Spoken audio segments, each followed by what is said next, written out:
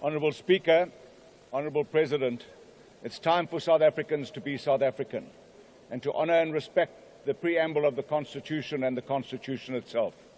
This is no time for ethnic and cultural individuality, no time for racial polarisation or talk of secession.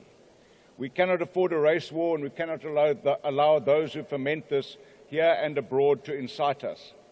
You said we won't be bullied. Thereafter, President Trump issued an ill-informed executive order, fueled by divisive narratives designed to fracture us.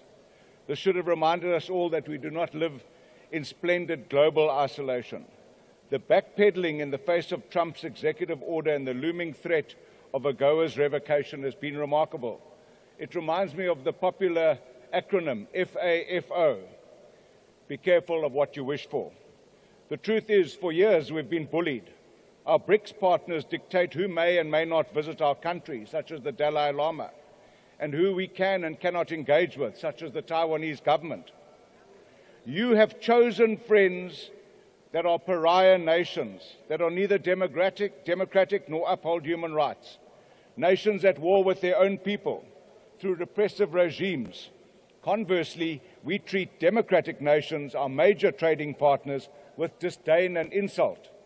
Let it be known that the racist rhetoric so freely bandied about in this Parliament and on party rally stages by the likes of the ANC, the EFF and MKP has grave consequences for us as a nation.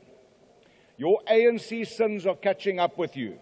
You have prostituted yourselves to the highest bidders who grease your party wheels with no regard for the consequences. The New World Order sees which side you have picked, and now the chickens are coming home to roost. Javier Milei was unambiguous about this at Davos. Mr. President, your lip service to fighting corruption while promoting and protecting cadres who have failed at local government level, who've been implicated and convicted of egregious corruption and tender fraud, undermines our international reputation. This severely limits our ability to attract foreign direct investment to grow our anemic economy. We have a new generation, a new government, in words, not in deed. There's an interesting article about the changing of the guard in the United States entitled Overrides. It focuses on the dismantling of an entrenched and manifestly corrupt order.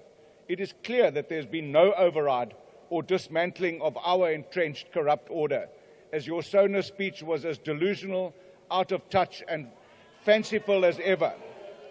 Mr. President, you displayed dystopian disconnection, and I'm not surprised because your ministers do it every day. Minister Mantashe said Sizabakupa when we asked him, when are you going to deal with the Lily Mine victims? It's now been 9 years. We hear that Vantage is going to open the mine, not a word about the Lily Mine victims. Your police minister informs you that every police station has a victim-friendly service centre. They don't.